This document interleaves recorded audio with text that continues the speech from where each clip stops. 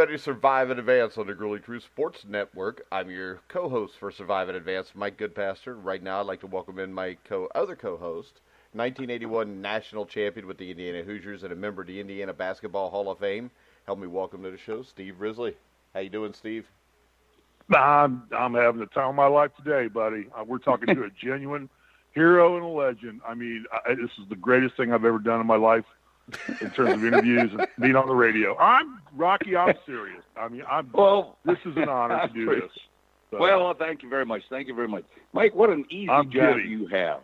What an easy job you have, Mike. I mean, all you have to do is say, hi, I'm a co-host, and then turn it over to Steve. Yeah, because and then Steve turn it off never after 2 shuts hours. up. After 2 hours. I can actually go do stuff for a couple hours, come back, and he's still talking, finishing the sentence he started. and Rocky, he often does that. He often goes away and he walks his dogs, goes out and mows his lawn, and I'm yapping away at somebody with something. He comes back, and I'm like, Mike, you have a question? He goes, yeah. I'm like, it happens all the time. Anyway, it's great to be with both of you. We'll go ahead and introduce you. Our guest today, member of 4 Super Bowl champion teams with the Pittsburgh Steelers, Rocky Bleier. How you doing, Rocky? I'm doing fine, thank you. Thank you. All right, so Steve, do you want to start off the questions? Yeah. See, there it goes right away. Steve, there it goes. Steve, okay, my first question is Terry Bradshaw as cool as he appears to be on TV and in real life? That's what I want to know. He hasn't changed. He's gotten better. He's gotten better. He's got a little more crazy than he was coming out of Louisiana. There's a young man who seems to enjoy life. Yeah, he does. He does. He's got a million stories that all make you laugh, and self-deprecating in a lot of his humor about himself. And the boy's doing well. Now he can lose a couple pounds, but the boy's doing well. You know what? He's got to be pushing 80. Isn't he pushing 80? 80. No. Well, he looks like. I hate to say this. He looks like it, but he's not. Oh, he's not. No, he's no. Well, he's got to be mid-70s, isn't he? He's mid-70s. No, he's 70. He's going to be 70. Yeah, he's 10 years older than really? you, Yeah, Steve. okay. That's right. Okay. You know what? I'm 60 and I have a full head of hair, so that's right. When you lose your hair, you get old, Mike. You know what's happening to you. I lost my hair a long time ago. I thought it made me sexier. Oh, God. Grass don't grow on a busy street. There's thinking going on here with you, Steve. You got a full head of hair.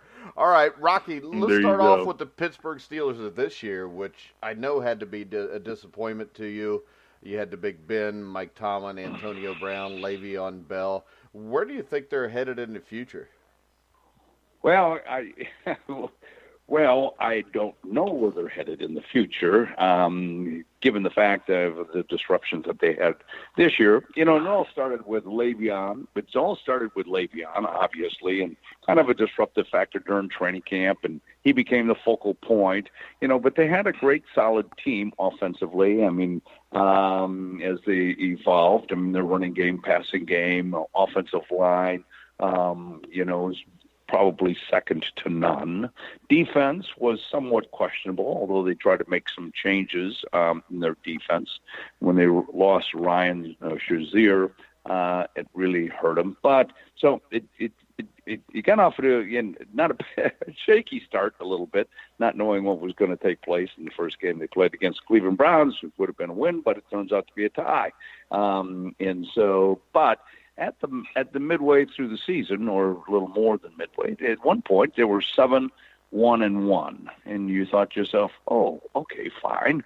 You know, all we have to do is win 50% of the games the remaining part of the season, and you're in the playoffs." There's no doubt about it. And here's a team that was able to do that. Then all of a sudden, it got into trouble. And I don't know what exactly was taking place, but the defense showed its weaknesses. Teams that they should have beaten, they lost to. Teams that had losing records, they lost to. They had leads in all those games, gave them up in the third and fourth quarter for their opponents to win. And now all of a sudden you go, well, what's going on? And that got to a point where I became very frustrated, not as a former Steeler, but just as a fan and as a Steeler fan saying, hey, what's taking place here?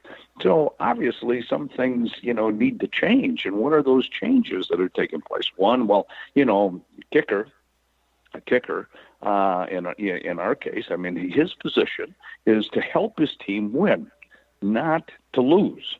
And losing by missing a field goal or an extra point in crucial times might be the margin in which you lose the game. That can't happen. So maybe you need to make a change. Secondly, the defense, as I was talking about before, having leads and then letting the opponent whittle them away in the third and fourth quarter. You can't get rid of players. You need players on the field. So maybe, there needs to be some changes in the defensive coordinator position. And then with 3 games left, all they have to do is win the last 3 games. Not that it was difficult. I mean, it was easy. It was going to be difficult. And I said, if they win, get into the playoffs, then all sins are forgiven. But if they don't, then maybe we need to take a look at some leadership changes on that team. Well, anyway, everybody said, well, they all believe the same thing, all the fans out there. So I get this feedback about, I believe what you're saying and so on. And the fact is that they didn't win the games that they needed to, and they lost those 2. They won 2 out of the 3, and now you're rooting for the Browns to be able to win so that you could back into it. Well, that's not how successful teams play. You have to play at that time of the season becomes so crucial. As we've seen the Patriots do it this year, it becomes so crucial with the momentum going into the playoffs that's what you build on, and especially going to the Super Bowl. So there are some changes that are taking place, some things that will have to be discussed, and they will talk about that in the off season. Obviously, then AB jumps in at the end, and he becomes disgruntled about not getting the ball, or then there's some personality conflicts that are taking place within the team. To what extent? As I said before, I don't know. I'm not involved in there. But all that disruptiveness has to go. So the outcome is this. Le'Veon Bell will be gone. Antonio Brown will be gone. He'll be traded someplace. And they will get the best deal that they can for those, for those 2 players. And then we'll take it from there. But really, everybody's got to bear some of that burden. Ownership, as well as Tomlin as a head coach, and the offensive defensive coordinators. They all got to take and also the other thing, and Steve, this, how important leadership is on the team, not necessarily from the head coach point of view, but on peer pressure. Sure. There's always somebody out there that we manage it ourselves. We control it within. Right. There's got to be a player to stand up and say, "Hey, we don't do that here," or get your crap together. This is you're hurting the team. And I don't know whether the Steelers have that person specifically. No, because everybody wants to throw back to the 70s and go, okay, fine. What would Joe Green or Lambert say about that? Right. Well, I could tell you that. And you're spot on, because in '81 we won the national championship. We had Bob Knight, of course, as our coach. He was one of the greatest college basketball coaches of all time. Right. But we had Isaiah Thomas as our floor leader, and we have a persona like Isaiah Thomas, much like you had on your teams with you or with Terry or with Joe Green or with Franco, any of the guys that Lynn Swan. You had so many leaders on that team. It was hard to decipher who was the leader. You'll know that better than I would ever know. But we had Isaiah Thomas. So you're exactly right. We got kind of a big game coming up. We got a big game coming up Sunday. We don't have much time with you. Can we talk about your Super Bowl experiences? You won 4 of them in a row. Can we just talk about the fun of playing in the Super Bowl? It was 4 and 6 years, Steve. 4 and 6 years. Yeah. Felt like there were 4 in a row. And so here's, it wasn't 4 a week, but the interesting thing, and it really, bodes of the time, and the time meaning, free agency was not in vogue. It did not exist at that moment in time. How you were perceived, it was a team, family. You came in, and you grew as, and very seldom would another player come in from another team. And it just didn't happen. So out of those 4 Super Bowls, we got 22 guys that played in all 4. So you think about a core of people in those 6 years. You got 22 players that had transpired those 6 years, which really gives you a core. It would not happen today. And as a matter of fact, it hasn't happened today. So when you look at what was accomplished there, you go, okay, fine. Out of those guys, we got 9 Hall of Famers because they stuck together. Whether they wanted to or not, but they were forced to stick together. But we win those 4 Super Bowls.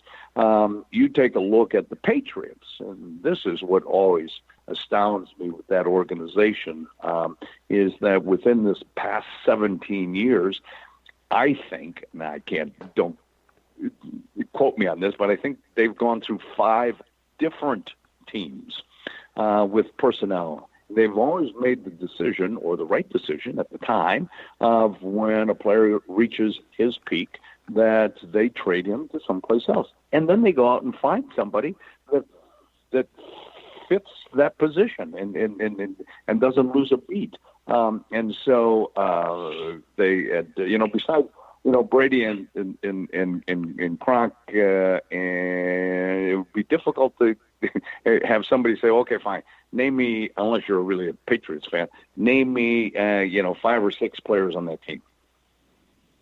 Yeah, I can't do it. Yeah. I could do it. Steve can't, but that's what usually happens. His memory's not that good. He's getting older.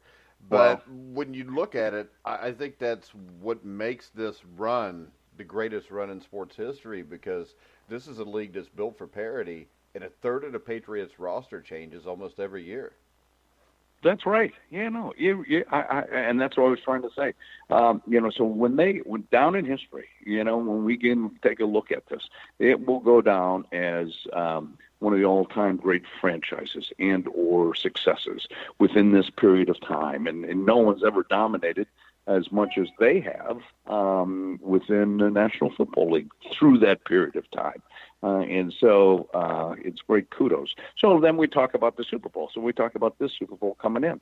In like all runs when you're playing when you're going through the playoffs, is that momentum becomes very important, confidence becomes very important, and your ability to win and the changes that they make.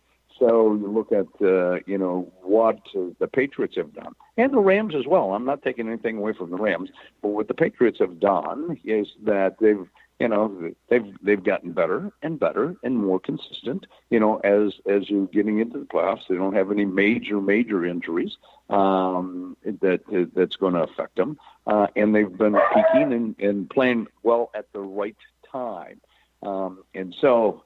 So when you look at this game and you look at the Rams, it's a great matchup. So I want to say, okay, fine. It'll really depend on how the Rams defense stands up to the Pats offense, and whether they can make the adjustments quick enough and well enough for whatever Belichick's going to throw at them from a formation point of view. Because he's changed all his formations at different times to take care of a weakness that he has seen within the defenses that they've played. So that'll be the game, and that'll be the test. And so it'll be interesting because I think the Rams have the talent, they've showed it, to be able to win it and to walk away, much like the Saints did a year ago. But it's there's a part of me that's going, okay, fine. I talk about the Patriots and enamored with what they have accomplished and so on, and I'd like to see them, win. Or I think they will win. I don't want to see them to win, because that means then they'll be tied with the Steelers for 6 Super Bowls that they won. We won't have bragging rights anymore, So I'm calling. Yeah, and they'll probably be back there next year too. That's right. They possibly could. Yeah. As long as Brady, Belichick are there. I got two things I'd like you to touch on. I know we're going to lose you here in a few minutes, and you got other obligations. Playing at Notre Dame Stadium. Did Rudy get it right? I mean, is it that good? I mean, because I've been to Notre Dame Stadium, been to football games there, and it is Mecca to me in terms of college football. And I said we drive by the Rose Bowl every day, but Notre Dame Stadium is Mecca. Is it that cool?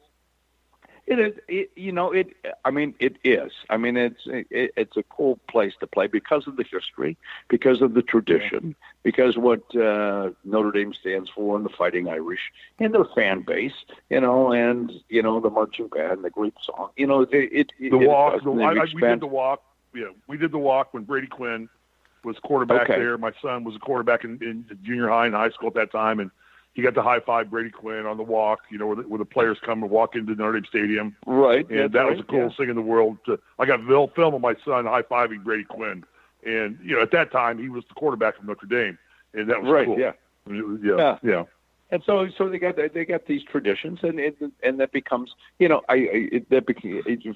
for us who have played, and is that you come out of high school, and all of a sudden you're at Notre Dame, then all of a sudden become part of the tradition, and it takes on its own special meaning. And I'm not taking it away from any other schools. So on, Michigan's got a great tradition as well within their stadium, and as Ohio State has theirs, and so you got fanatic fans, around the country, which is great for college football. And but there's a special place because it's kind of a national team. If I can make that statement, Notre Dame is, and so you got fans from coast to coast, and people who have never gone there. Immigrants who come over here, all those Irish people that have taken Notre Dame as their college and their fan base. It does make it very, very special. Yeah. Okay. And then you want to touch on Project 22, the documentary you did about PSTD? I know you were part of that. That's right. It was a wonderful project. CTE. Yeah. So, because I think that's important that CTE and PSTD are two things that for servicemen and for athletes now are basically in the forefront of everything we do. So I wanted to give you an opportunity to talk about Project 22. And promote that and talk about that. It's a documentary, I guess. I need to go watch it. Right. Project 22 was watch it. Project 22 was several veterans had visited 22 states, and they went across the country interviewing servicemen, and specifically about post-traumatic stress. A lot of it about post 9/11 veterans, but it really, but the idea of Project 22 was just bring to the forefront, some of the trauma that takes place and some of the downfalls that our military face, and it's not any different than playing sports, whether I don't care what it is, but there's especially contact sports, that threat of having a concussion, and then ultimately leading on to post-traumatic stress and CTE is we diagnose later on. And the biggest thing about both of them is what brings it forth to the forefront is an awareness. Just an awareness that this exists, and people say, it was like we didn't have a name about it beforehand. It was like, he was he was in the service. He was in World War II, Korea, came back, and he just suffers from being in the military. Well, what does that mean? Well, all the stress and strain that takes place, as well as the injuries that take place, cause the post-traumatic stress. Are things that we experience on an everyday basis, and it doesn't necessarily mean contact sports, but it's just how you handle it. Football is one, and in both cases, as I said before, is that it's a bringing an awareness to the American people about a condition that exists, has for for ages, but that there is something that we can do about it. And if not, being able to recognize it. And then how do we adapt to it? So that becomes the biggest thing rather than putting our head in the sand and doesn't know that it exists. So when it trickles down to our kids in junior high and high school that are playing contact sports, whether it be football or soccer or rugby someplace or lacrosse, and they do get a concussion, is that we have a protocol that now takes place. We have people that are aware of it, unlike when I was playing, and old coaches like, okay, what's your name? How many fingers do I have up? Okay, you can get back in there. Fine.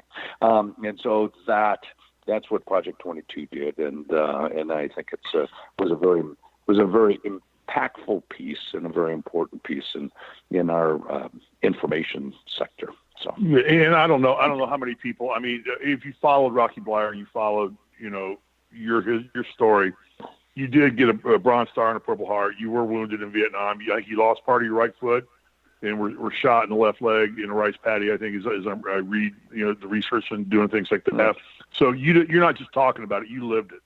And you were, I guess, at one point you were told you would never be able to play football again after and then Art Rooney calls you and says, "We need you back here. We're struggling." I mean, I read Wikipedia. Okay, I read Wikipedia. I get. It's fascinating. I'm just going to tell you, the listeners, just say Wikipedia is a wonderful, wonderful resource, but it's not always correct. I told you, Steve. I told you to quit doing research on Wikipedia. I know. Well, the only thing about the only thing is that I do have to set the record straight, although it makes for a much better story, is that I really did not lose part of my right foot. Damaged. I had a lot of damage my foot, but I didn't lose, and I didn't lose a part of that foot. But still, you had to overcome the adversity, and so right, yeah. And so, like Project 22, you're not just talking about it and promoting it; you lived it, because I'm sure you went through a lot of what you deal with in the project. That's right. And that's and one of the things that I through that experience that I come to learn, and it wasn't because I learned or smart or anything, it was just because I came back to a high-profile industry, or at least trying to attempt to come back after being in Vietnam, as you had made mention. So I played 1 year. I played at Notre Dame, and I got drafted into the National Football League by Pittsburgh Steelers, and I played 1 year on special teams primarily, and then got drafted like thousands of other young soldier men during that period of time to fight that war in Vietnam. And it was not a popular war, and people associated the veteran with the war rather than the service that he provided to the country, whether you liked the conflict that he was in or not. But all of a sudden, that became his identity, and so most of those soldiers that came back had to repress all those feelings, and they never talked about whatever they did or what happened in their lives. They didn't have any outlet to do so. They weren't really accepted in the American Legion or the VFWs. There was no counterpart to them, and so they repressed all those feelings, went on with their lives, and in some extent, then we had a fight with Agent Orange that took place over there, and so they faced this quote post-traumatic stress at different times because there wasn't any outlet. I come back, and I'm forced to talk about my experience because I'm coming back to a high-profile industry. People want to know, what was it like? What did you go through? How do you make comparisons? So now all of a sudden I got to come up with answers or think about it. And so it was somewhat a catharsis for me for that experience, and at least I got to talk about it. And so it gives me an opportunity when I talk to veterans and families specifically, and I'll have families come up and say, yeah, my dad was in Vietnam, or my dad served in the Gulf War, and he doesn't talk about it. Or he never talked about it, or he never talked about his experience. And I press upon people or veterans specifically, it is to talk to your family about your experiences, because it's not all battle. It's not all down the front lines. It's not all grit and grimy. I mean, you got experience. You got good times, you got bad times, you got funny stories that had taken place, and I think there's a generation that has missed those stories and don't understand what you feel about serving your country, because now it's like everybody says, well, yeah, no, thank you for serving your country.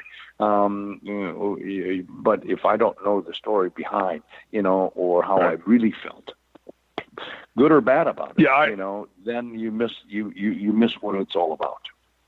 Yeah, and I could tell you, I watched Ken Burns' documentary on the Vietnam War, all of it, and it changed my opinion of what you went through and what that war was all about. I had no idea how involved that war was and what they were fighting for. I mean, if you want to know more about Vietnam, you got to watch this documentary, because you understand the whole purpose of being over there, why we were there, and all you hear is the rhetoric that was brought back politically in the United States, and it was so different than what actually the whole purpose of being in Vietnam at that point in the world history, and how important that was as a conflict. And I guess it was never actually even called a war; it was a conflict. It was a conflict. Yeah. Conflict, well, it's always, it's amazing. It's always, you'll get a lot of arguments about how, if it was meaningful or not, and why we were there. We were there more on a political for you guys, it basis was meaningful. Yeah. Well, it was meaningful only in the fact that it was a life or death situation, and all you thought about if you're out in the boonies was getting out of there and getting back home, alive without losing your life. So, so there was there's a lot of controversy about that war and so on. So I happened to go back to Vietnam just recently this past summer, for the first time in 50 years. I go back, and I went back to where we were in a firefight and where we got hit and so on. And the amazing thing was a very emotional time. I didn't think it was going to be, but it was an emotional time for me, only because of the fact that as I viewed our area where we worked, and how things had changed, obviously, in 50 years. But now, it was like, there's no villages out here. Now there's townships. There is no paths. Now there are roadways. Now there's businesses. Now there's homes that are being built, and the roadways are busy. People are going every which way, and you go, wow, what happened? And what changed? And so all of a sudden, we lost 58,000 men there. We lost 58,000 lives in Vietnam for a while. I grew up every night on the nightly news with Huntley Brinkley. You would see the body count. They would put the body count up every night on the nightly news. That's what's boiled into my head, is every night on the nightly news they would say, American deaths today, Viet Cong deaths today. And that would be up. That'd be posted on the bottom, like a screen running through. Yeah, it's amazing. So, all right, I know you got to go. I got one last question. I'll turn it over to Mike. Yeah, he's always got one last question. No. It's just a yes or no question. Who's better looking, you or Robert? You or Robert Urich? Who's better looking? Well, no, obviously, Robert Urich, because that's how I see myself. No, I have to tell you, that's how I see myself. Tall, good-looking, a lot of hair. So that's right. Rather than being short and squatty. And no. Okay, Mike. All right, Rocky. I can talk for 5 hours. I mean, he got can literally without taking a breath. Rocky, he could talk for 5 hours. This is history to me. This guy, Rocky Bleier, is one of my idols. This is a joy to me. I mean, this is an honor, and I can talk to him for 5 hours and just listen. So I got to shut up. There is no way he can talk to anybody that long and just listen. Rocky, as always, it was a pleasure to have you on. Hopefully we can have you on again in the future so Steve can ask you some more questions. I've got 5 hours worth, Rocky. I know. We can do it. I want to get back to Appleton, Wisconsin, Rocky, and talk about Apple's Way. Rocky, I know you do a lot of public speaking. If anybody wants to, get a book, because I know you re-released Fighting Back. Right. Yes, why don't you tell everybody where your website is and how to go about contacting you? So the website is it's Rocky Bleier, RockyBleier.com. That's with 2 E's, Bleier, but it's rockybleier.com. That's my website. The book is Fighting Back for Veterans. .com is the site of the book. You can order it through social media. Primarily, it's not in stores, so it's been doing well. But thanks for allowing me to put that plug in. No problem, Rocky. We'd love to have you back again. Okay, anytime, Mike. Steve, any final comment? Yeah, I just want to say 2 things. One, thank you for coming on and talking and about your exploits Super Bowl, and thank you more importantly for being somebody that served our country and is a veteran and who protected us, so we can have the opportunity to do this. I know it's said often, but don't ever think it's not heartfelt from those of us that didn't get to do that or didn't do that. That's the greatest honor to me that you've given this country back, is you served and you fought and you cared about our flag, our freedom, and things like that. And for that, I'm as more appreciative even than winning 4 Super Bowls in 6 years. So thank you for that. Well, I appreciate that, Steve. Thank you very much. And as I say, good luck to you, and more importantly to your son. I hope everything works out well in Hollywood. Yeah, I don't know. His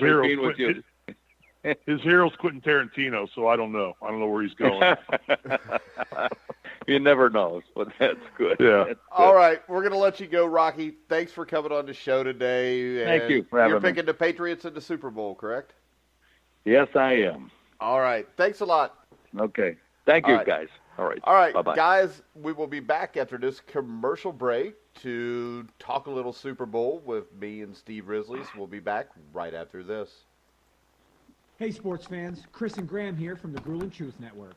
Baseball's boring. It's too slow. Where's the fun in it? If you think that, then why the hell aren't you listening to Out of Left Field with us on thegruelingtruth.net? On our show, we make baseball way more than just a bunch of numbers. You laugh with us, probably yell at us, and hopefully learn a thing or two from us.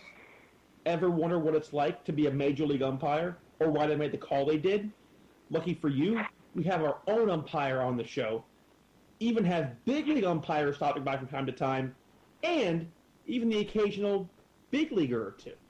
And all of that's just the first 10 minutes. Come on by and join the fun. Listen to Out of Left Field with Grant and me every week on thegruelingtruth.net, and give us a follow on Twitter and Facebook. Just search Out of Left Field with Chris and Graham and like our page on Facebook, or use our Twitter handle @OOLeftField. It's that simple. See you all this week when we put the ball in play on Out of Left Field. All right, guys, we're back on Surviving the Vegas. Once again, we want to thank Rocky Bleier for coming on the show. Steve, was that good or what? That was cool. I mean, that was cool. I don't know that I've ever had the privilege of doing anything that was as fun. And like I said, I had 5 hours worth of discussion, or wanted to just listen to him talk. Here's and I just was thinking about this on the break, is like, why don't guys like him run for political office? Because guys like him would never get elected because they are not the kind of people that right. the Democrat Republican Party want elected. Right, because he'll do the right thing and not the political thing, and that's the thing. But you would pray to God that you could put a Congress or a Senate or a Supreme Court or a president full of Rocky Bleiers, guys who just do the right thing, live their life the right way, and achieve through effort and success, not through propaganda and stealing or whatever you want to use it. Underhanded deviousness, however you want to phrase it. Dishonesty. That's a great word. Thank you. Yeah, self-interest, right? Self-serving. Yeah, and I mean, I'm so the only thing that disappoints me is we only had 30 minutes with him, because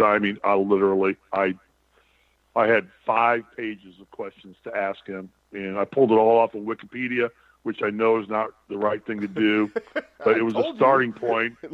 I know, but I figured if you let him talk... Come on, you can't quote Ken Burns. You're going to hear the truth. Come on, you can't quote Ken Burns as Vietnam. That was the biggest bullshit propaganda film I've ever seen. Really? Oh. Well, see, I don't know. This is the thing. Go research everything Ken Burns does, whether it's a baseball documentary or a Vietnam documentary.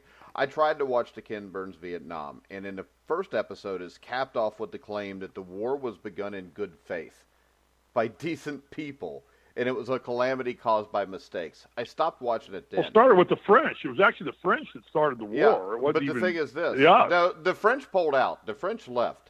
And they started it and pulled out. Yeah, it was a French problem. Vietnam they was a French didn't province. start it and pull out. They started it, got their ass kicked, and left with their tails between their legs. Right. And left us to clean it up. Yeah. When you've got Ken Burns is not a filmmaker. He's a storyteller, and he regurgitates stories that other people tell. The baseball documentary was complete and utter bullshit. I think I actually wrote an article about that, too. I'll see if I can find it. I've actually been looking for that. I wanted to go back and watch that. I wanted to watch the baseball doc. I remember watching it haphazardly when it first came out because you'd seen the Civil War. There that is you've just seen his stuff on true. Yeah. See, he didn't look into the Ty Cobb stuff, and he just regurgitated the fact that Ty Cobb was a miserable racist, which has been proven countlessly wrong by Charles Learson, who's an award-winning poet, and you can hear the Charles Learson interview I did about the Ty Cobb book. But the claim that the Vietnam War was begun in good faith by decent people, and it was caused by mistakes, that is stuck in my head. I don't even have to Google that. As soon as I saw that, I turned it off. That's fair. And I got a friend that's a Vietnam veteran, and he calls me right after watching the same thing, and he said, I'm not watching the rest of this. It's bullshit. And the thing is this, Ken Burns, I mean, he's funded by David Cook and the Cook brothers. And that's a family practice that dates back to when his father funded and founded the John Birch Society at the dawn of the Cold War. So I watched the Civil War documentary because I love Civil War history, and I thought it was great. And then I go in and I start researching the stuff I saw there, and it just didn't add up. So don't believe everything you see on Wikipedia, and don't believe everything that Ken Burns tells you. No, I don't. I understand what you're saying, but I also know that for people, and again, I haven't dug as deep as you have, obviously, but it's a starting point to get people to research broader into it. With the Civil War documentary, most people with the baseball documentary, because you find out the things what you say. But this you look at Ken Burns, you go, I want to challenge that, and you do, and that's what it's a starting point because it's a media production. Yeah, but it's this a starting is the thing. point. You When look you at throw things. Ken Burns' name on that, 99% of the American public will just take it as gospel. They all say he's great. You know, he does documentaries for PBS, but he's funded by our government, which is how PBS is funded, correct? That and by private donations. So when you look at that, most people will not question everything they hear. I, on the other hand, will question everything I've ever possibly heard. I won't fault you on that, Mike. You're exactly right. I mean, because there's so many people. I'm a Civil War buff, too, like you. I'm a Civil War buff, and I know a lot of the stuff in the Civil War. In his documentary there was not the way it was portrayed in other books. And the thing is this, if Stonewall Jackson doesn't die in the wilderness, the South probably wins that war, because Thomas Stonewall Jackson was maybe the greatest military leader in this country's history, and was kicking the far North's better than ass. Grant or Lee. Better than Grant or Lee. He was kicking the North's ass until an accident kills him in the wilderness. So there's a lot of small how the North things. won. How the North won with all the idiot generals they had, McClellan and those guys. Yeah. How they won. Ulysses S. Grant was an alcoholic. Lincoln was an idiot. Lincoln was basically an idiot. They had more money, and they just overpaid and beat the South with just money. They had more industry up north. They had more ability to make weapons, and they could recruit more people them to like fight. 5-1, 10-1, something crazy and like that. damn near lost it. Damn near lost it. So I mean, the Civil War, I understand. I mean, if you truly research the Civil War, you'll see how close we became to being a divided nation. I mean, it should have happened. Well, it was already a divided nation, which is why you had the war. Right. But you had divided countries. You ended up today we'd be North United States and South United States. Well, you'd have Confederate States of America and United States. It was so close that people don't realize how close that actually came to happening. Yeah, I think here another was Abraham Lincoln. You look at the 1858 Douglas and Lincoln senatorial debate in Illinois, where Lincoln says that he thinks that black people are subhuman and should never have equal rights. It should never be out of slavery. He used slavery as a way to further his war efforts to crush the South, who basically were kicking the North's ass when it came to selling goods because they had no tariffs. The North did, and the North did a naval blockade of the South. But either way, I'm sure both sides were despicable because that's the way this country has pretty much been since the start. And I know you probably won't agree with that. No, I do agree with you. No, on the Civil War thing, I do agree. What people don't country realize is, and I maybe overstep my bounds here, but basically the Civil War was not fought over slavery. That was not the primary purpose of that was an adjunct to why the Civil War was fought, but it was not the sole purpose of going to war was not slavery. The thing is this: it was secession and industry. Out of all the soldiers, 8% of the soldiers for the Confederacy ever owned slaves. So I don't think those guys were worried that much about it because only the rich people owned the slaves. And in the end, the rich people ran a Confederacy, the rich people ran the Union, and when you combined them, we just got a bunch of rich people running everything, controlling everything, and that's what we got today. So in the end, and welcome to the United States today. Exactly, it manifested itself into what it is today. Well, yeah, come on. When you start off with the Constitution, Declaration of Independence, all creating, stating that all men are created equal, but like 10 to 15% are in chains. That's kind of crap there. All right, let's do this. We're waiting for Bobby Sheridan overslept. He wasn't ready to be up this early, so let's talk a little NFL news. And I gave you last night. What's this about? What's this about Belichick going to the Cowboys? What is this crap? I got to look this up. All right, hear me out. I know it's crazy, and it probably won't happen. But Brady and Belichick, I think it's safe to say, probably don't get along real well. And you don't see them hugging on each other and stuff. But I think that Belichick is a guy that's really worried about his legacy. And I think Brady would also like to have a coach other than Belichick to prove his legacy. So in Dallas, you've got a guy with a ton of money and the ability to say, here, Bill, tell me how much you want, and you can have complete control of Jerry Jones. Why wouldn't the Cowboys make a run at Bill Belichick? Well, no, if I was the Cowboys, I definitely would. But, sure. If I'm Belichick, why wouldn't I? Hold on. How old's Dak Prescott? Like 26, 25, 26? You got Ezekiel Elliott. You've got a stud defense. If they give you complete control, you'll actually this year get a draft pick ahead of 28, which I think they're always below 28. But what I'm saying is this. No matter how great Brady is now, this has probably got about 2 or 3 years left. Okay? If he goes to Dallas, he could have 5 to 10 years left. And the other thing is talking about Belichick? Yeah. About Belichick. And the other thing is this. Josh McDaniels turned down the Colts after accepting the job because I think he was promised that this job that Belichick had was going to come open fairly soon.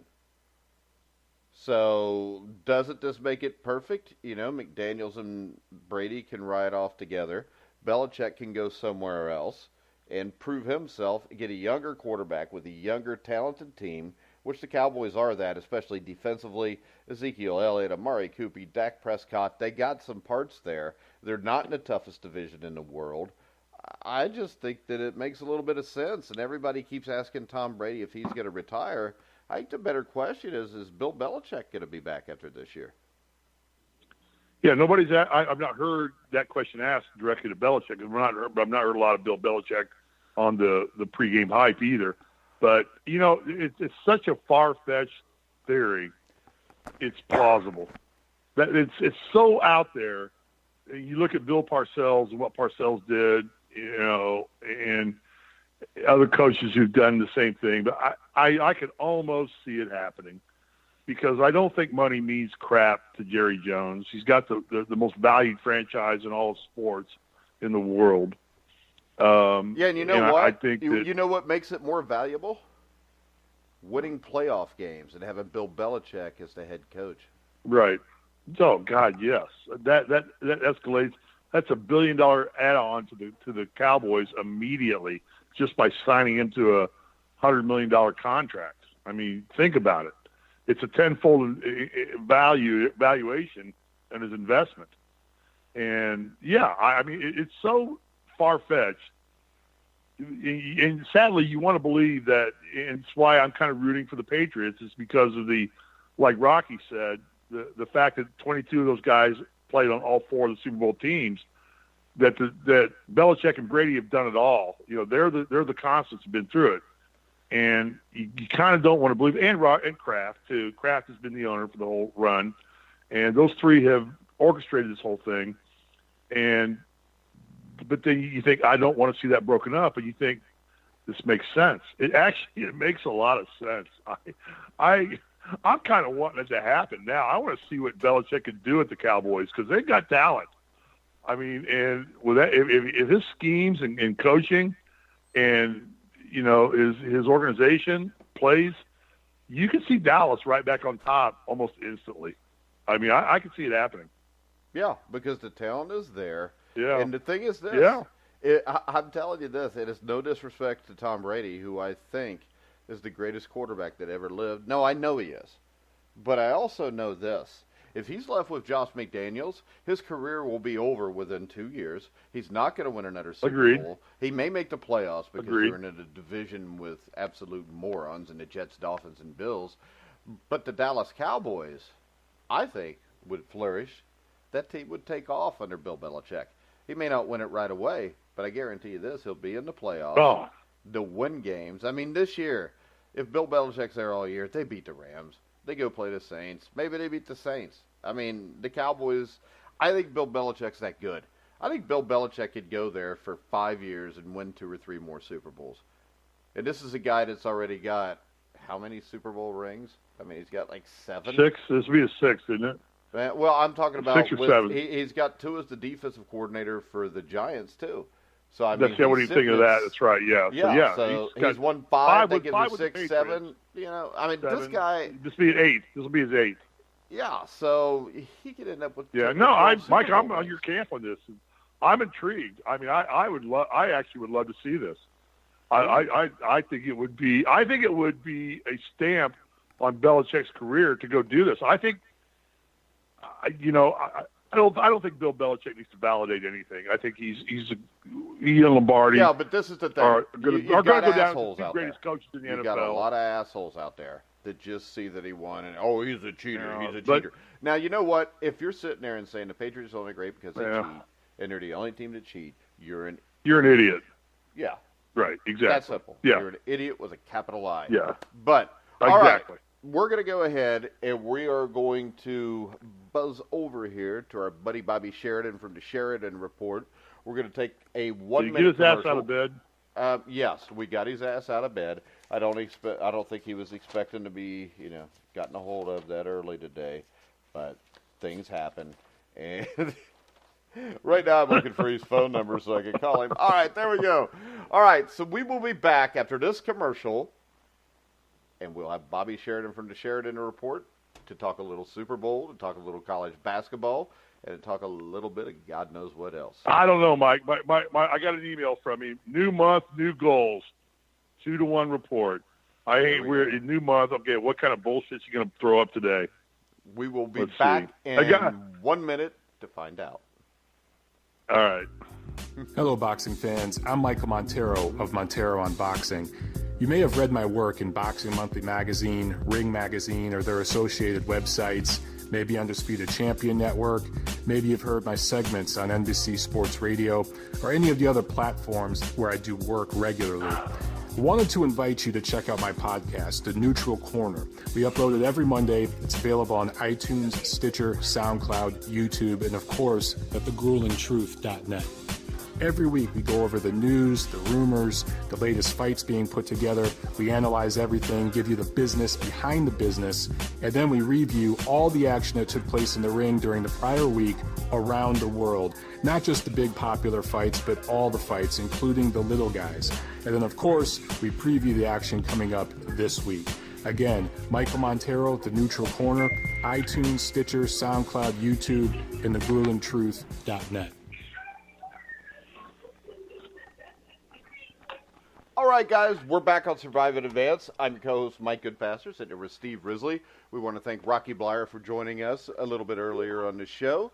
And right now, I want to welcome, from the Sheridan Report, we're going to call him Sleepy today, Bobby Sheridan. How you doing, Bobby? Hey, I'm great. How are you guys doing? We're doing awesome. We get to talk to Rocky Bleier.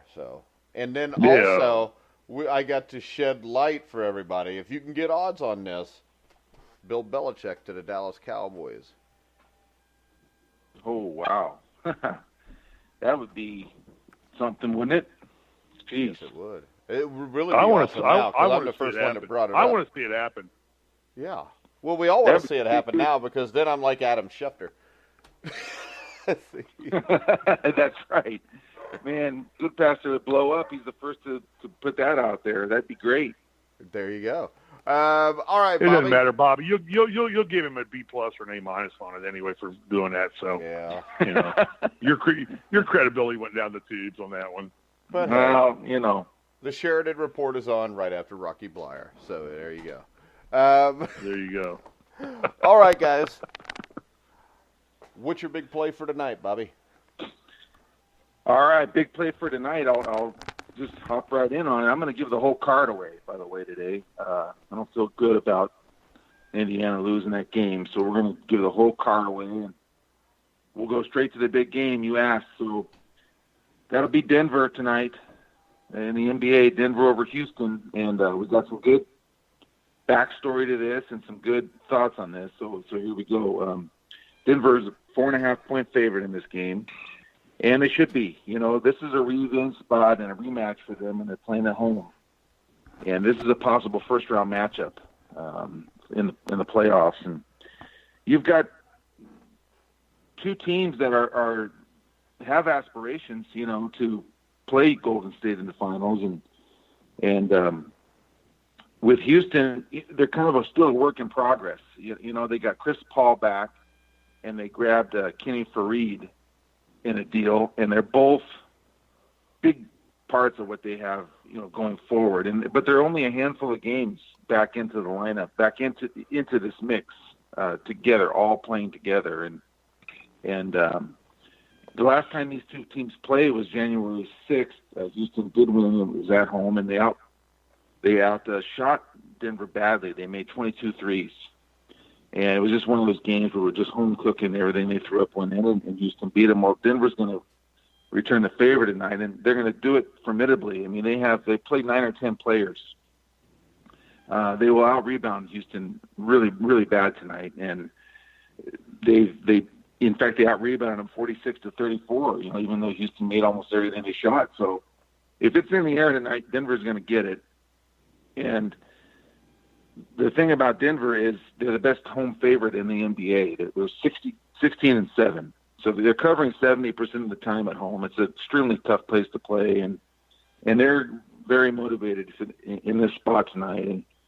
And I like them. You know, this is like a playoff spot tonight for them. They have failed in their last few big games, and this is a game that they need, they want, and they should get this one. So I feel really comfortable laying 4.5 at home with Denver. So that would be the top play. All right. Any Super Bowl movement on the line, or still at 2.5? No, we got down to 2 in a few of the spots, and the rumor mill is out there. They took their first, this was Thursday night, so last night they took their first 7-figure bet, and it was for $2 million. And they wouldn't speculate beyond that, but all the pros and the guys are saying that it was on the Rams. So they just haven't officially said that. But that line, you know, very interesting. It may not hit 3. You know, Steve alluded to that.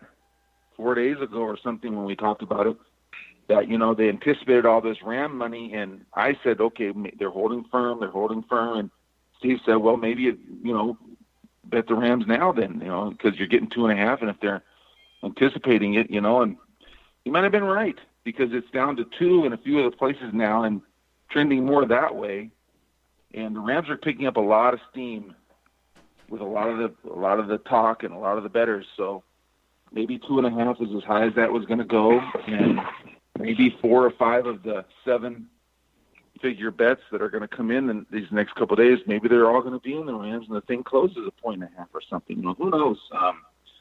But the Rams are picking up momentum, and the total is down to 56. So the under is continuing to dip. My next question. I'm an over and under guy.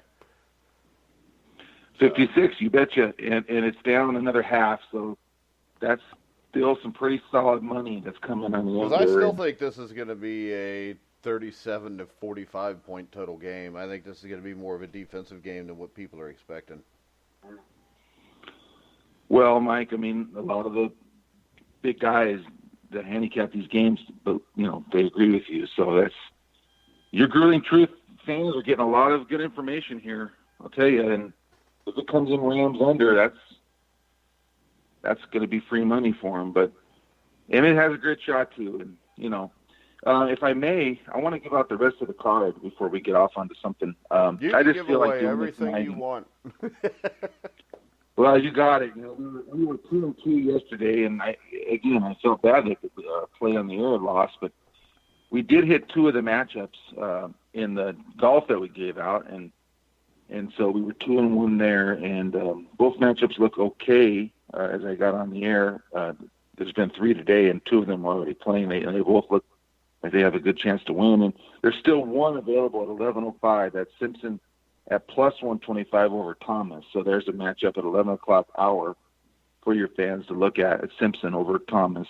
You get odds on that, and which really is the value that I'm looking at on there. And the basketball tonight, aside from Denver, okay, we got a Big Ten doubleheader. That's your neck of the woods in the Big Ten country, and we got the doubleheader on FS1. So why not?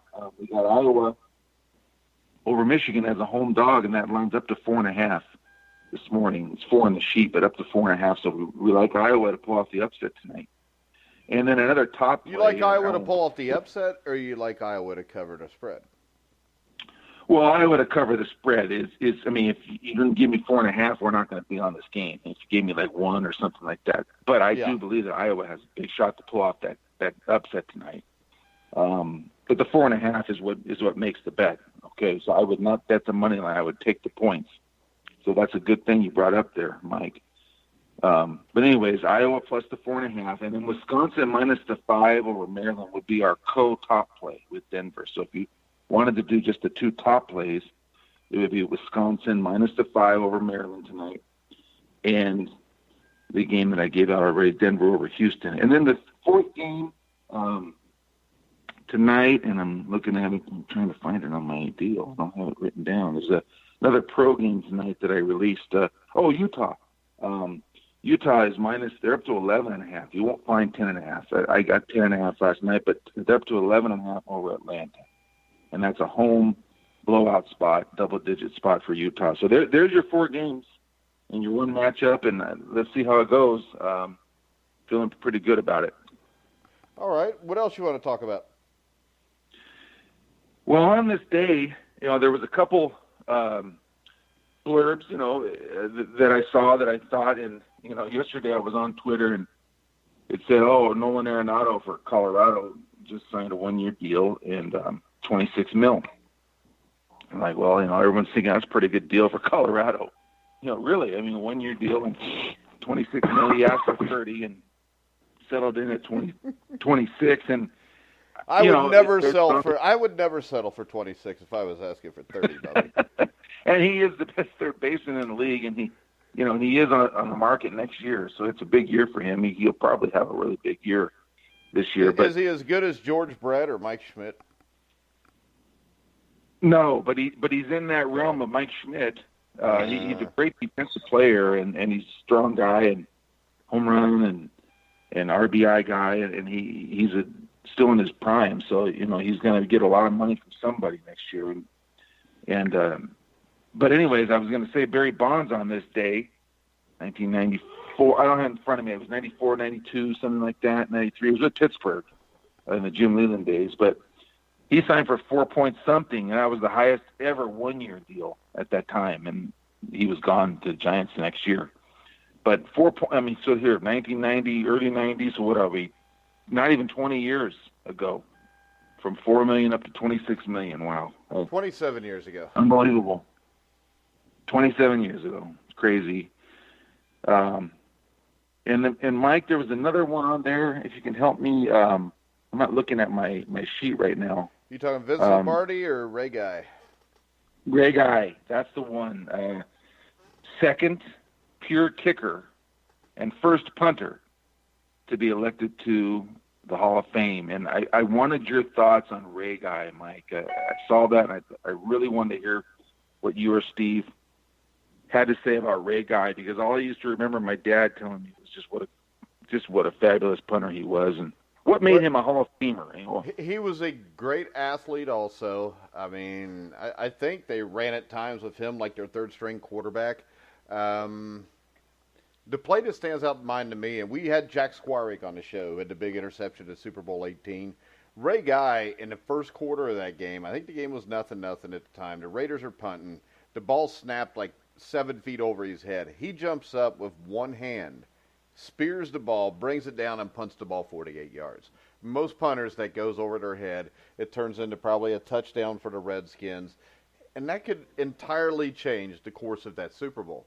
I mean, especially if you look back then, I think that every Super Bowl up to that point, except maybe one, the team that scored first had won the game.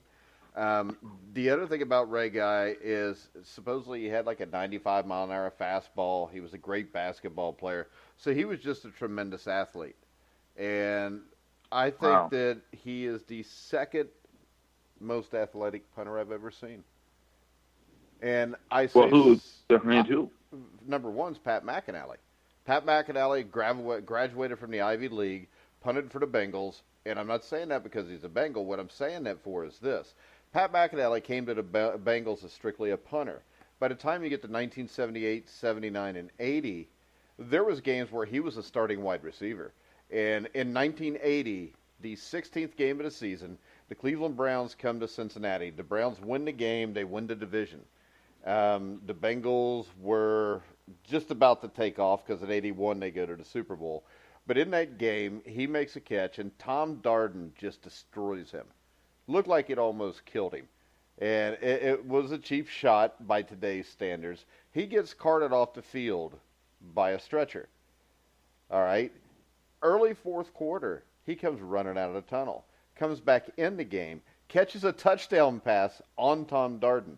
Now, the Browns, that was the cardiac Browns. So Brian Sipe drives the Browns the length of the field to score a touchdown right at the end of the game to win it. But that is, everybody respects Ray Guy. He's the greatest punter of all time by most people. But to me, anytime I can bring up Pat McInally, I do, because he's never brought up when they talk about great athletic punters. Ray Guy's brought up. Ray Guy never had a game where he was starting at a position other than punter. And Pat McInally had games where he would get 7 or 8 catches for 95 yards and a touchdown. So I just like to bring up Pat McInally whenever I can. Now, when you get to 81, the Bengals drafted Collinsworth and Burser in the first and second round. They had Isaac Curtis, Steve Kreider. They didn't need him anymore. But from 81 to 85, he was the Bengals punter.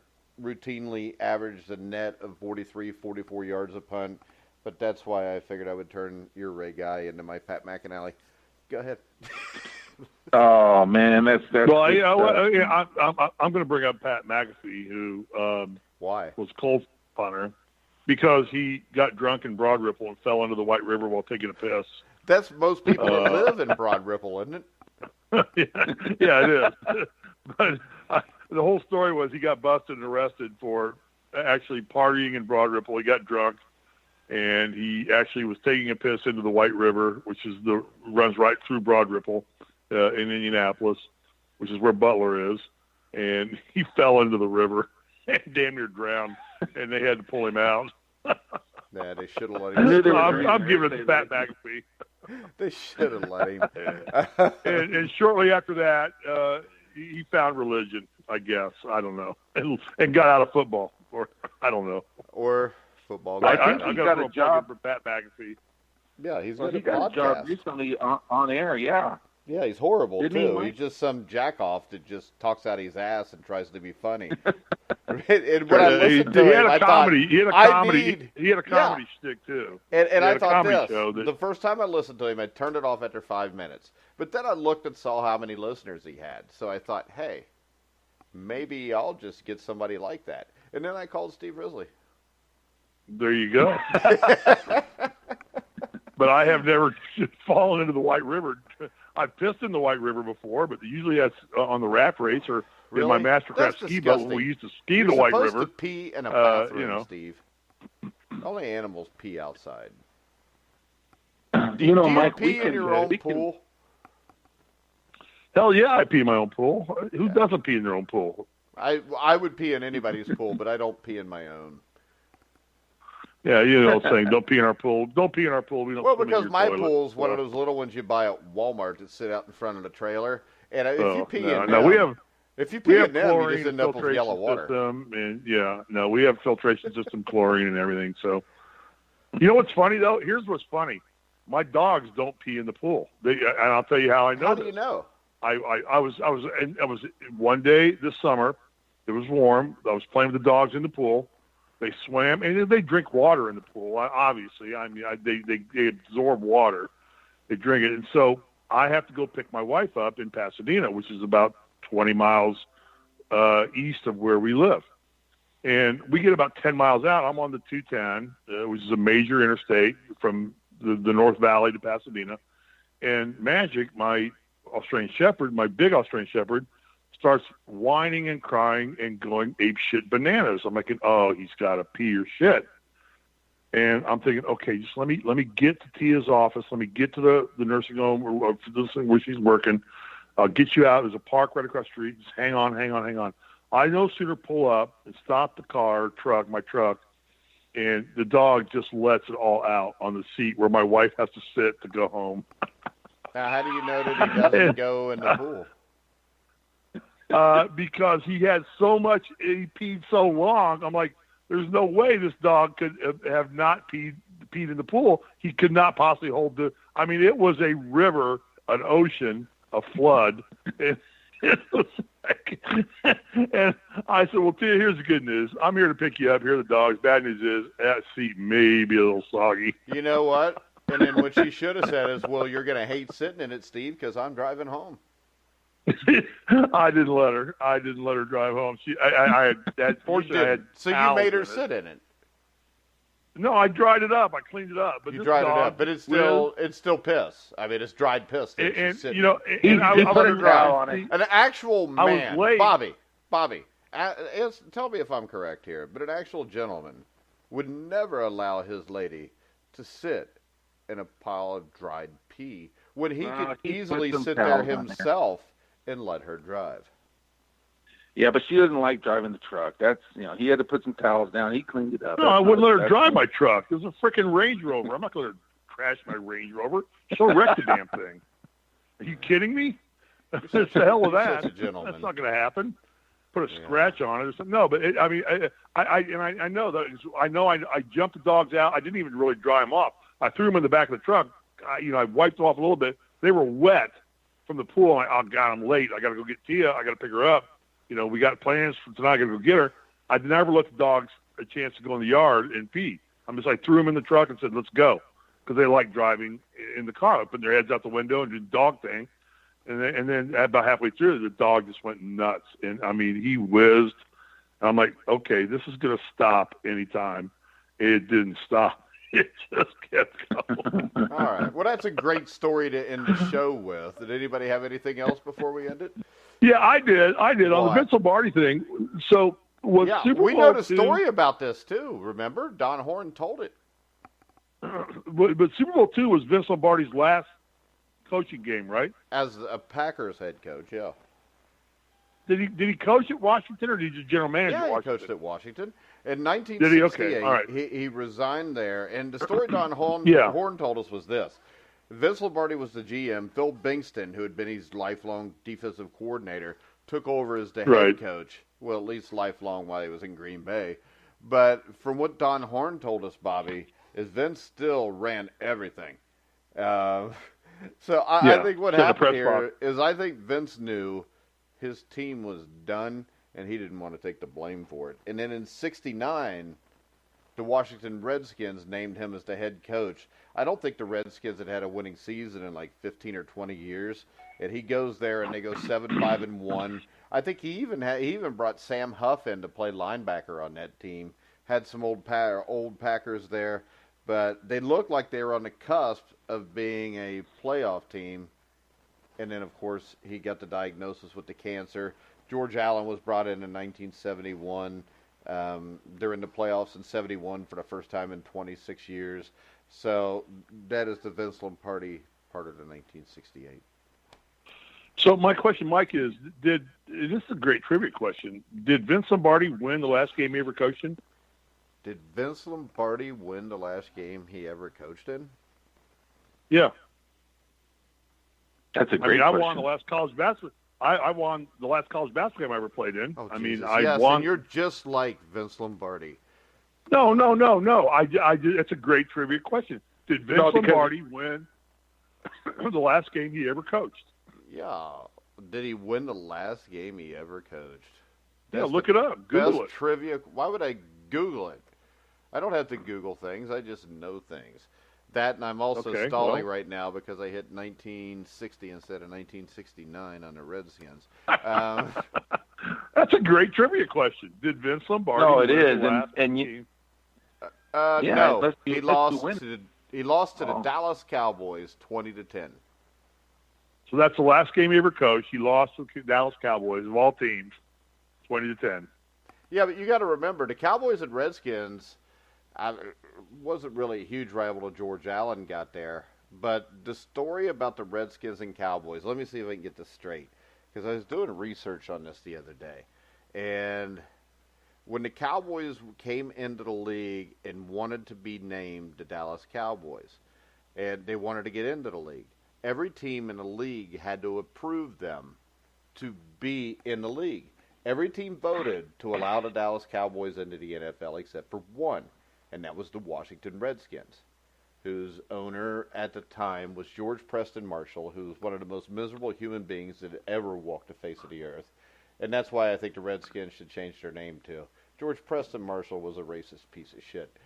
But he's also in the Hall of Fame, which is a joke. But what happened was, when the Cowboys couldn't get in the NFL because they needed that one vote, the Cowboys owner, I can't remember who it was at the time, but the Cowboys owner went, and there was no copyright unhailed to the Redskins. So the Dallas Cowboy owner copyrighted Hail to the Redskins, and then filed a cease and desist order with the Redskins to stop using the song Hail to the Redskins after they'd scored. So well played. George Preston Marshall then gives in and votes for them to get into the league, and then the Cowboys turn Hail to the Redskins copyright back over to George Preston Marshall. It was the funniest story I ever read. I read this. Who did we interview? Maybe it was Sam Weiss or something. No, I interviewed Ron McDole last week, and I was doing research, and I'd never even heard this story before. And I found it. I thought it was absolutely brilliant by the Dallas Cowboys owner. And it was just funny how stupid he made George Preston Marshall look. You can't help it. That's great. Really truth, I'll tell you. Wow. That's pretty good stuff. That was a brilliant story. I'm just glad I happened That's to cross a great it. story. I love that. That's a great story. It's one of the favorite ones I've ever found about anything. It's like, yeah, I'm just going to buy your song then until you give it back to me. Oh, that's so well played. Oh, God, I love that. That's genius at work right there. It almost makes you like the Dallas Cowboys. Yeah, it does. But not really. I'm going to like it better if Belichick goes there I'm wanting this to happen now. I want to see Belichick at the Cowboys. Dude, it was just something I was sitting here randomly thinking about, so it probably won't happen. But who knows? Yeah, I think that would be a great move for Belichick. Be awesome. If there is animosity between him and Brady, that would be the best way to show it. Because I don't even think you'd end up with a Patriots Cowboys Super Bowl. I don't think you'd ever get there again. I think the Patriots, if Belichick leaves, the Patriots are toast. I think he's the saving grace of that organization, more so than Brady thinks he is. Brady's a product of Belichick, and you don't think McDaniels? You don't think McDaniels? No, I don't think. I think McDaniels will fall flat on his. He's a puppet, like all the other Belichick people. Yeah, he's going to fall flat on his face. He can't run an organization like Belichick can. There's no way. Yeah, he's an offensive. There's great. Yeah, he's an offensive coordinator. Didn't he go to Denver for a while, Mike? Didn't he go somewhere for a while? Didn't he try something else? He failed. He got to the playoffs with Tim Tebow, but the reason he failed is because he decided to pick Tim Tebow in the first round and make him his quarterback. That was not a brilliant move. But all right. No, it wasn't. But he was one of these progressive guys, and he thought, the winning style and everything. Hey, this is the thing about George Preston Marshall, the guy that owned the Washington Redskins. So the reason he named them the Redskins is because he had one of his early coaches who had a mother who was part Sioux. Marshall made the dude made the coach wear a headdress and war paint when he coached games. And then the NFL was actually integrated up until 1933 because you had guys like Fritz Pollard, who's in the Hall of Fame now, that played in the 1920s. But once Marshall became an owner in the early 30s, he's the one that formed a group of owners that were against integrating the NFL. So from 1933 to 46, there was no blacks in the NFL. The thing that's interesting is the federal government kind of did him like the Dallas Cowboys did. Because we're in 1961, and there's still no Redskins that are of African-American descent. So what the federal government did is they owned the land that the new stadium was built on, and the John F. Kennedy administration was able to actually enforce federal laws against discrimination. When they did that, his choice was to go find a new place in Washington and build a stadium out of his own money, or to finally allow African Americans to play so that the Kennedy administration would drop the federal lawsuit for discrimination against him. But when you look into this guy and the way he would dress players up as Indians and make fun of them in practice and stuff, I was always against changing the Redskins' name until I started reading about George Preston Marshall, because he was a miserable human being. And there's actually pictures you can find on the internet of his head coach in the early 30s in a headdress and war paint. Oh, man. So as Paul Harvey would say, now you know the rest of the story. Good stuff, Mike. But, alrighty. Well, I think we are done for today, but what we will have tonight at 8 o'clock Eastern is our Super Bowl 53 preview show with myself, Anthony Servino, the immortal Steve Risley, and Bobby. Did you want to come on and break down the game, or what tonight? It's up to you guys. I think you guys do a great job, you three, talking about the game and everything. I can give you my pick and the reasons why I like it, but we can do that at the end. Or sure, why not? Yeah, all right. I will. All right, we'll talk. We'll figure it out as we go, but 8 o'clock Eastern tonight. Steve, anything else you want to say before you interrupt me at the end? No, fascinating show. I had a time of my life today. I talking to Rocky Bleier.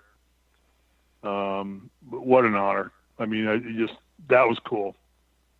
That was cool for me. Well, that's much I hope listen. the fans, let's listen. the people, the listeners listen to it too. I mean, we only got 30 minutes really with Rocky, and like I said, I had 5 hours worth of questions. Hey, remember this: how many people get 30 minutes with Rocky Bleier to do a podcast? No, I know. No, I know how fortunate we are. And if you'd have been here a couple years ago, even though we didn't know each other, I had an hour and a half with him. Yeah, I hope we get another 30 minutes with him, because there's so many things that this man has touched on in his life and it's been a part of. It's all great. We need to explore Rocky Bleier a lot more than we had the privilege of doing today, but it was an honor. So I had fun. Well, and also, Bobby if you always want to explore brings more, great insight. You can go on to grillingtruth.net and actually search Rocky Bleier and find the NFL Legends show interview that was done with him. Plus, he'll be back in a couple months. Yeah, no doubt, Mike. No doubt. And then Bobby, what's your record with us now? You were 2-2 yesterday. So are you with us now? We were 2-2 yesterday on the air. So let's make it officially 20-7 with on air. Really. So we're still making pretty good money off of you right now if we're betting with you. No doubt about it. I mean, we're doing okay, and let's keep it going. I gave the whole card out today. I'm hoping today really hits a home run, and we can do great into the weekend for your listeners. Well, like I said, I mean, sportsbook's going to become the norm here shortly. As soon as every state gets on board, Indiana will probably be one of the last states to get on board, as they usually are. I think until a year ago, it was the only state left in the union, along with North Carolina, that did not allow alcohol sales on Sunday. I think they finally changed that. Now you can only buy alcohol between 12 and 8 o'clock on Sunday. On Sunday, yeah. 12 p.m. to 8 it's funny. p.m. That's it. Yeah, out here in California, liquor stores are open 24 hours a day, and it's because I grew up in Indiana. You'd always have a game. So I need to get. We got guys coming over, get a bottle of vodka, got to get some Jack Daniels or something. Guys want to make drinks. You're like, oh, I'm screwed. Can't get it. And out here, it's like, hell, I'm at the liquor store at 6 o'clock in the morning. You don't have to have alcohol to have a good time. No, I got you. No, you're right. What some people will say could lead you to drink. No, you're addictive. You're addictive, no doubt. But I'm thrilled all right, with it. guys, we're going to happy. wrap it up. 8 o'clock tonight, Super Bowl 53 preview show with Anthony Servino, Steve, and myself. Make sure you check us out. You can hear all of our shows on iHeartRadio, YouTube. Wait, iTunes. we have Bobby. Is Bobby coming on or not? Bobby, you coming on at 5 or not? 8. It's 5 our time. Oh, just come on, 5 Bobby. your time, yeah. All right, then yes, I'm on there. All right, and Bobby, go get the Bobby. Have the latest lines and give us the latest big bets, and tell us. Get up to the minute. So at 4:58, give us check like it all the 3 out. or 4 craziest prop bets too. That's what I'll do. I'll get some good prop. Yeah, I'll get prop bets, the latest line, and my pick. Talk prop bets. What idiot stuff are people? And I saw there's an O.J. Simpson special on Dateline tonight too about the chase. His time, his hour in the car. So I got what? Later on tonight. Tape that. Isn't that what the NASCAR thing's called? The chase. The chase. Not anymore. No, it's not the playoffs. They actually changed the name of that. It's no longer the chase. Did O.J. buy the rights to it? He or Chase Elliott. I don't know. But name your kid to Chase. Bill Elliott names his son Chase. All right, and, Bobby. Where can we find you on They actually took Twitter? the name away from it. Mike, I didn't hear you. Where can we find you on Twitter again? Is it @Sheridan Report? Oh, yes, sir. @Sheridan Report. Find Steve Risley @SRisley. Find the Grueling Truth @Grueling Truth. Make sure you go to iTunes. It's at @SRisley34. That's what I said, wasn't it? No, you said at @SRisley. @SRisley34. He forgot his number, 34. That's right. Yeah. Everybody forgets his number. That's all right. Steve Risley and Brian Evans. Brian Evans is also 34. No, Brian Evans was 34. So Steve Risley wore it for a so while. was Steve too. Green. Steve Risley's So was Don. So was Don Schlunt. 34 is one of the greatest numbers in the history of IU basketball. You look at all the guys than me. You got Brian Evans, who's all Big Ten MVP, one of the leading scorers in IU basketball history. You got Don Schlunt, often considered one of the greatest players. Steve Green, member of the '75 team, that should have won a national championship. And you said 34 is a great number. That's why I stole it from the guys. For 100 years, they you actually just came up with 3 IU, guys. Jeez. No, when I walked into the locker room the first time, the uniforms were sitting in our lockers. I was originally assigned 33. Oh, you should have went with that. Screw That's this. a lot better number. Yeah, it's Abernathy or Green or Schlunt and I knew Brian Evans was coming down the road, so I want to be part of the 34 right. club. So Yeah, whatever. my All license right. plate when I was in Indiana, my good license call, plate when Risley. I was in Indiana was IU 34. That was my license plate. And Indiana has the vanity plates that you could do from Indiana University. So God knows if anybody's going to have a vanity plate, it's going to be Risley. All right, we're going to wrap the show up. I want to thank Rocky, Bobby for coming on. Make sure you check us live tonight on thegruelingtruth.net at 8 p.m. for our Super Bowl 53 special preview and prediction episode. You can hear all of our shows on iHeartRadio, iTunes, TuneIn, Spreaker, YouTube, wherever you find sports podcasts, you'll find The Grueling Truth. So for Bobby Sheridan, Rocky Bleier, Steve Risley, I'm Mike Goodpaster. You've been listening to The Grueling Truth, where the legends speak.